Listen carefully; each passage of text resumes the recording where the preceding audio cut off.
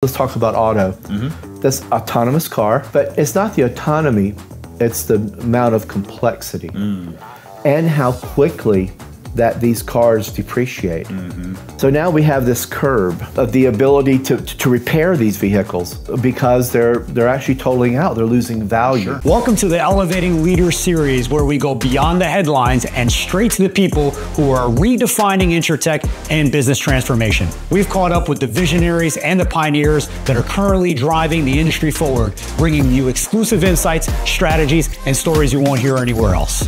If you're ready to go deeper, this is your front row seat to the future of insurance. I'm Miguel Edwards, and this is 5 Minutes. Jimmy Spears from Tractable, thank you so much for taking some time out of your busy ITC schedule to have a conversation with us here in the 5M studio. Well, thank you so much for thinking about Tractable. 100%, thank you. So, so Jimmy, first off, one of the questions that I always have every time I sit down with someone is, how the heck did you get into insurance? And there's always, I planned it or I fell into it, I got sucked into the vortex. What's your story? Yeah, well, mine's kind of probably an unconventional route, even though they do call it the unplanned profession. Right. You don't see a lot of people that graduate from college, and then they go with an insurance degree. Even those that do, sometimes don't wind up in it. That's right. But I came through insurance. I was an ATF agent. Okay. And ATF agent is alcohol, tobacco, firearms. Yeah. Right. And so one thing under ATF is that they have jurisdiction over federal explosions, fires, those type of things. Okay. And I was a trained fire investigator from the federal level. How about that? So I came in through the SIU route. Okay. And then it didn't take too long to figure out through Special Investigations Unit and being a trained technician on how to do fire investigations, cause and origin.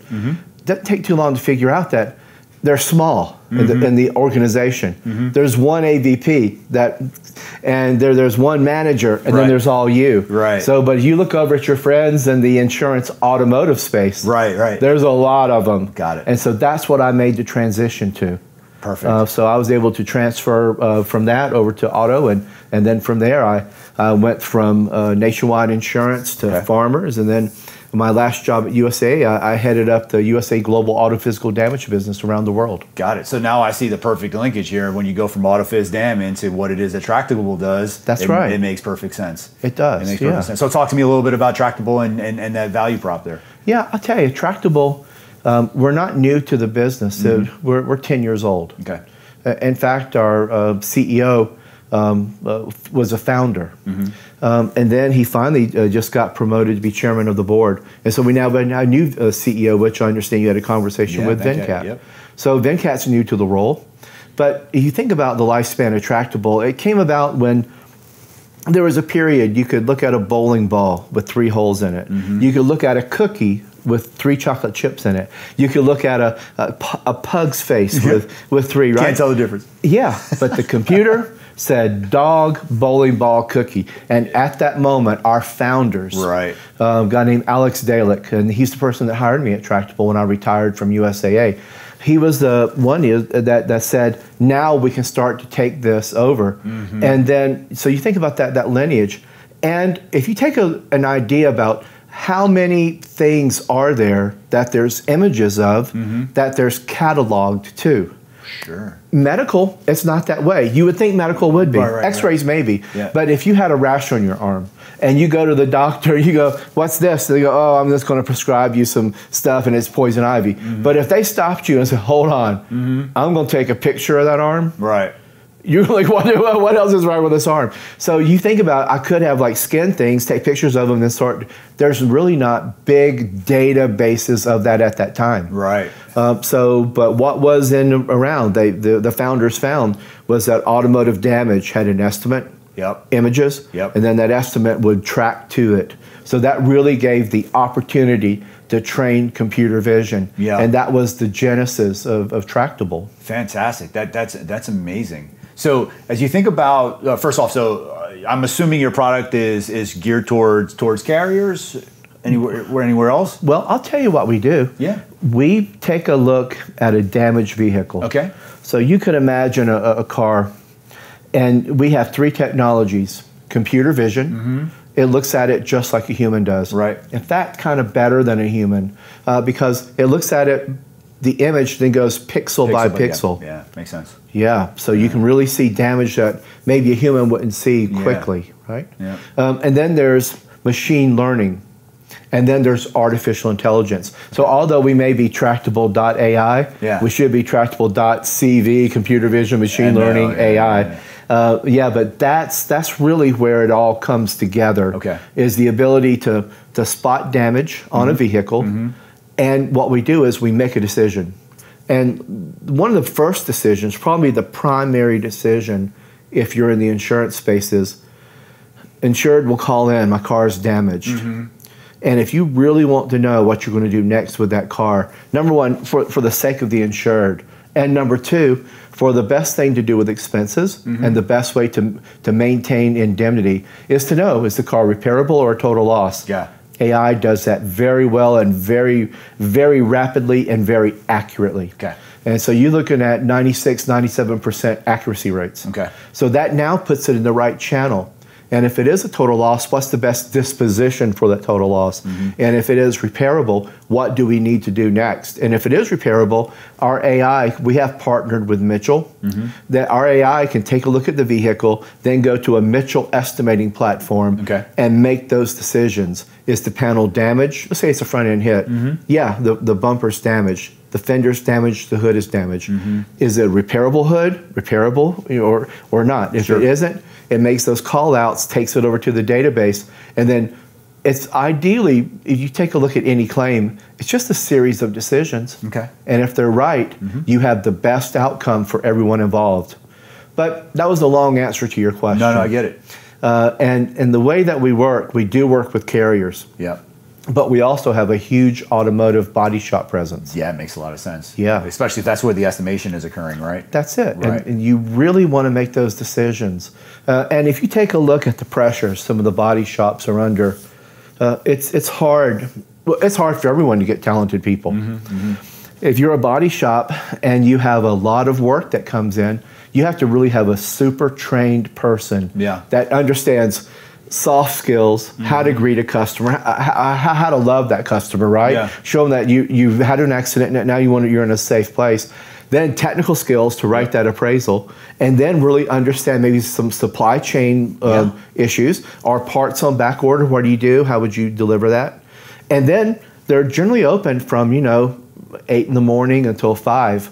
With Tractable, with the way that we work, you can have any type of a QR code, put it on the outside of your shop, place it on your website, scan that thing. It sends a way for you to do business on your phone. There's no app to download. And in fact, you know this. So if a person has an app, about 20% chance they're going to complete it. If they don't have to do an app, you're in the high 90s for completion. That's right. So we open up a web experience through texting. They can now have if you're a body shop, you can now be open when the customer is with you, because you can now see the car. You're going to see it at their home, but you're seeing the car. You're letting them know that, hey, I'm here. I'm there for you. You're letting them know the decision on approximately only from what the AI can see, the computer vision can see. There's no assumptions on interior. And we try to like tell frame. You mean? That's exactly right. Or maybe even if you know the bumper's crashed, it's best not to assume other parts. The last thing you want to do is drive up the price of an estimate. That's right. When in fact you haven't seen it, that lose authenticity and trust with the customer. And I tell you, in California, that really puts you in jeopardy with the Bureau of Auto Repair. That's right. Because you're not seeing the part, but yet you're putting it on an appraisal. We wouldn't want customers to be there. So from what I can see on the outside, you now have a pretty good idea. Hey, my car is repairable. It's not as bad as I thought, as far as the timeline to fix it.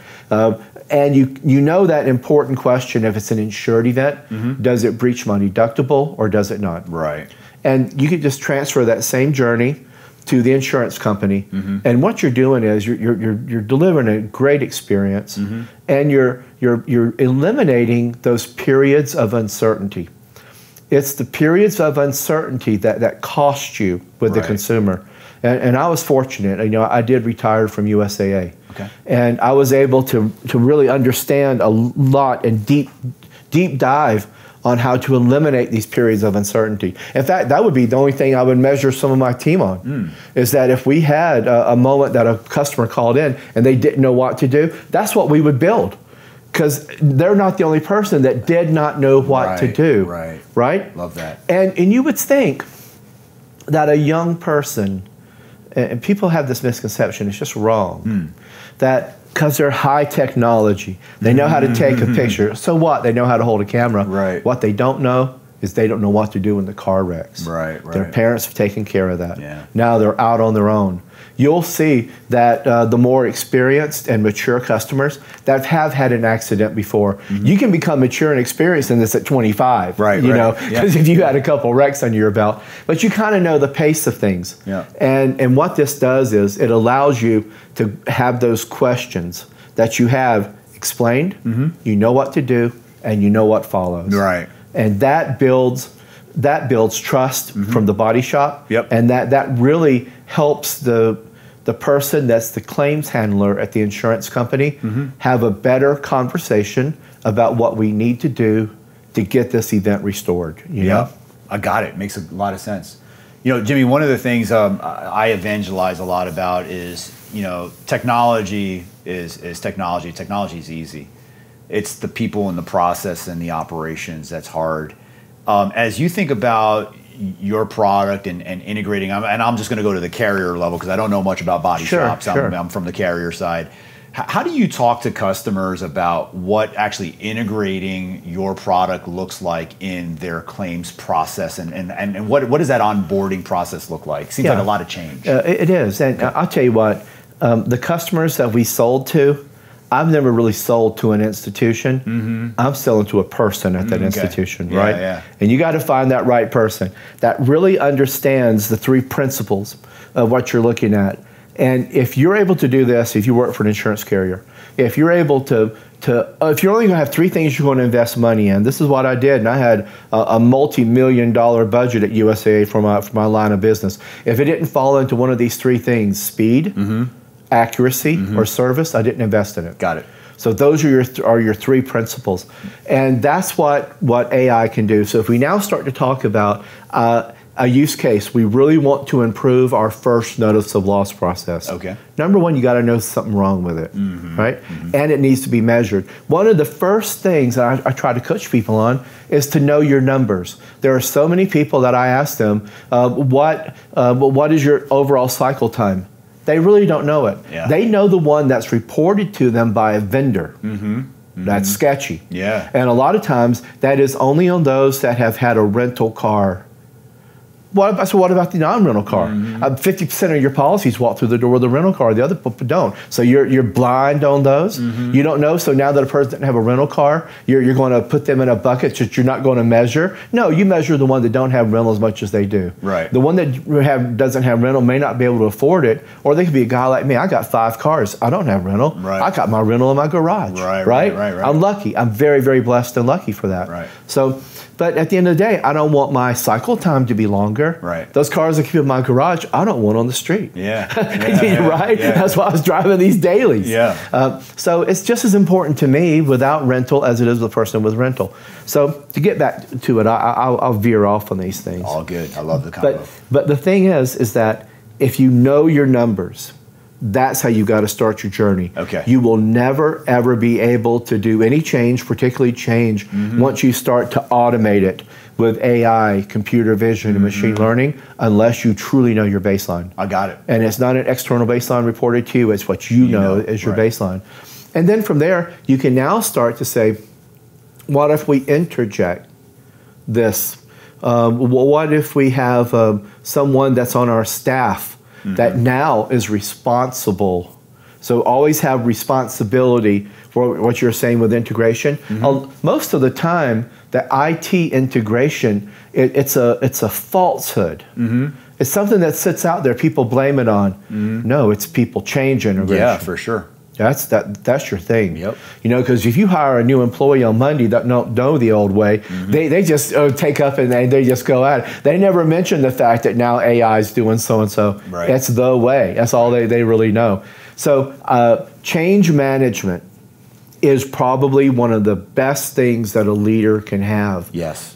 Even though it's not technical, I know Right. with AI, computer vision, machine learning, Sure. it's not IT technical. It's human nature technical. How can we start launch it on Monday, get it done by Friday, and then the next Monday, that's the new way. Got it. And the quicker you do it, the Band-Aid approach, is the quicker that you can start to implement these type of changes as a leader. Got it. So let me just, Jimmy, let me recap what I heard, because I think it's really important to emphasize it. So first off, we have to start with a problem. We have to identify that there's a problem, and it's going to be on one of these three dynamics, right? That's right. It's going to be on service, it's going to be on cycle time, and it's going to be on quality, right? That's right. Those are those three things. So I've identified a problem, but then there's this question that says, okay, well, have I even measured a baseline?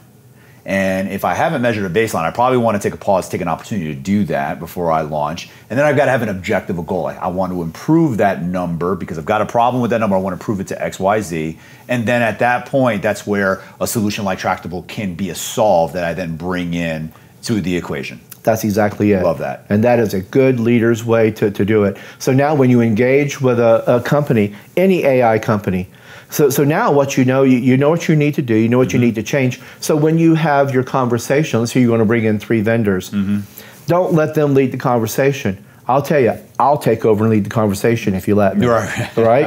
I will. Yeah. You know, so I get paid to do. Yeah. Don't let that happen to Right. you. Know your business. Yeah. And what you need to know is what can this tool, it's a tool, what can this tool ultimately do, and what is the quality level and the accuracy level of that tool to repeat that event with that same outcome. Got it. And there's one more thing we need to talk about. Yeah. And this is something that when you buy this, if you don't know to ask for it, people won't tell you. There's an acronym they need to know is HIL, HIL. Okay. That means human in the loop. I have talked to some of my competitors, and I know my competitors. I knew my competitors before I entered this space because I ran number 5 auto physical damage business, so I know this business. Sure. So they will have something that takes it out of the AI production line behind the scenes, and they'll actually have people step in. They have a hidden factory. Interesting. Human in the loop. So as a good leader that wants to buy this product, you need to say, on this process line, and this where it is, I said, you need, once it leaves me, and you put, going to the vendor, I want to see your process line, and I want you to put in, you give them a red marker. I want you to take this red marker, and you poke up there, and you show me wherever you're going to touch it with human in the loop. At 100% of the cases? 100%. Okay. You want to do it that way. Okay. So that way, what you're going to get there, you're going to get authenticity. You're going to get exactly what the product does.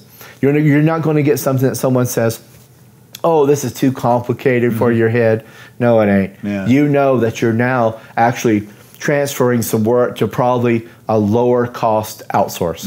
You're not playing with AI. Right. You're not getting the bargain that, and you also open it up to more variability.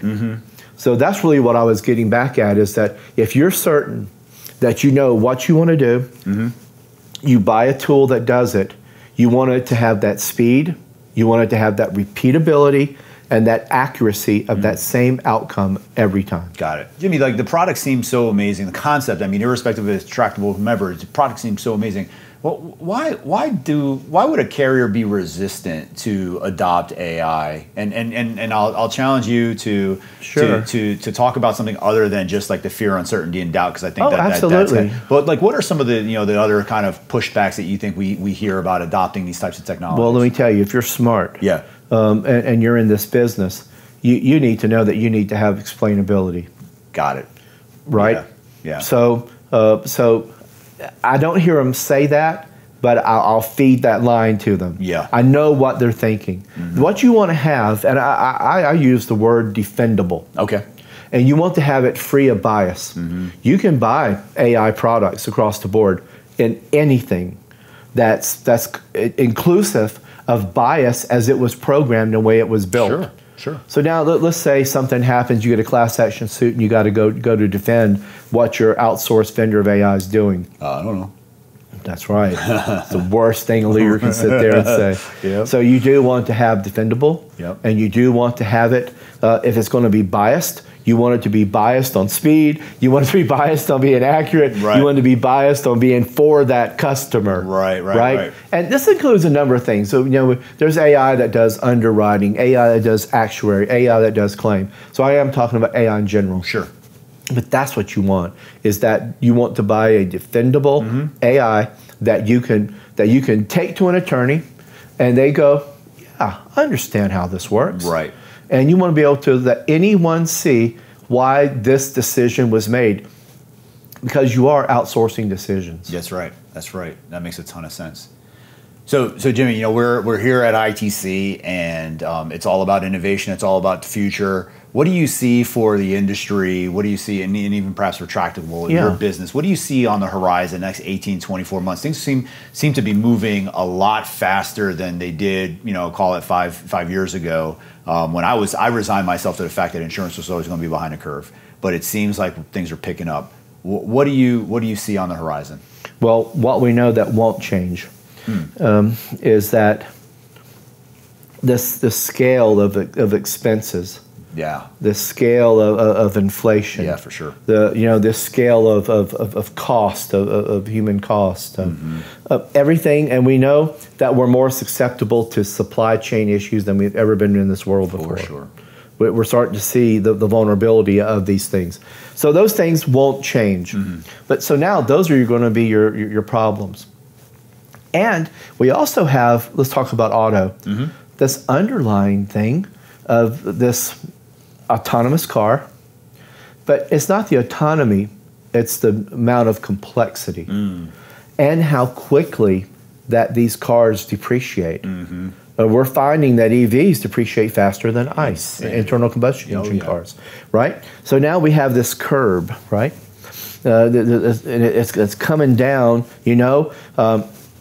of the ability to repair these vehicles. Because they're actually totaling out, they're losing value. Sure. And then we have this battery that's out there. What are we going to do with this battery? No landfill wants them. Yeah. We got to find some recycling. Yep. So what I'm saying is, for the insurance industry, the thing I see around innovation is going to be, I don't want to say social engineering, but how is your product going to deal with these societal issues? Got it.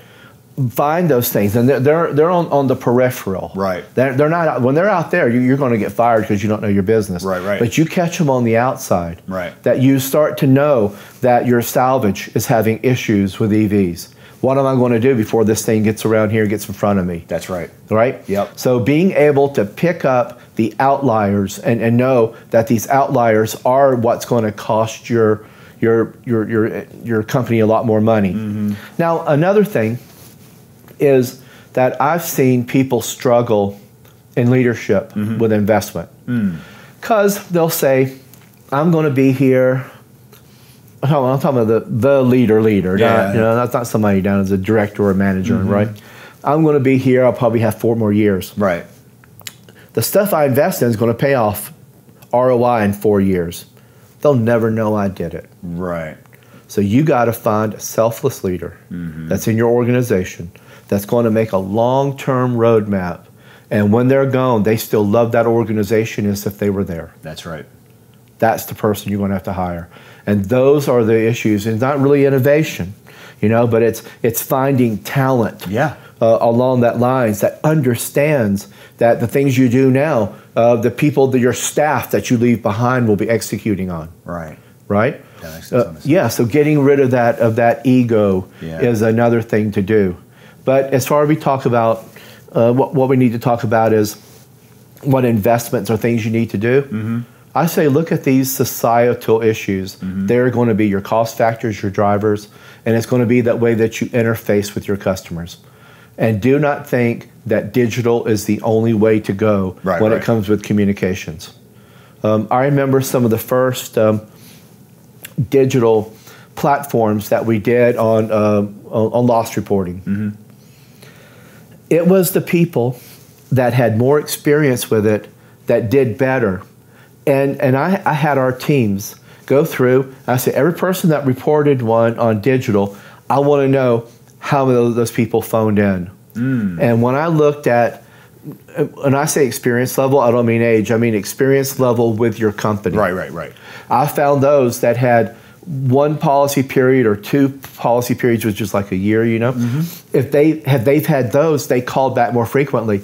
They didn't know how to play the game. Interesting. Yeah, because, you know, Southwest educates you on how to board their plane. So you need to educate people on how to play a claim with you, right? Yep. So that is the type of stuff that if your system does some things, doesn't assume, but it guides a person through a journey. And a person at at USAA did a great job. He invented this thing that was kind of like a ping, P-I-N-G, where it would reach out and say, "How you doing?" And his name was Mike. And all it was it a thumbs up or a thumbs down?